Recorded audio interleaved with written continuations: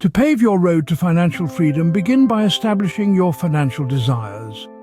Be clear about what financial stability and progress mean to you. Follow this up by gaining insight into your spending. Regular monitoring helps you understand where your money goes, forming the foundation of an effective budget. Once you're aware of your spending habits, go ahead and formulate a budget. A financial plan tailored to your income and expenses isn't just a document, it's a roadmap to manage your resources. Working towards financial stability also means aiming to be debt-free. The sooner you manage to chip away at any outstanding debts, the sooner you'll be relieved of financial strain and worry.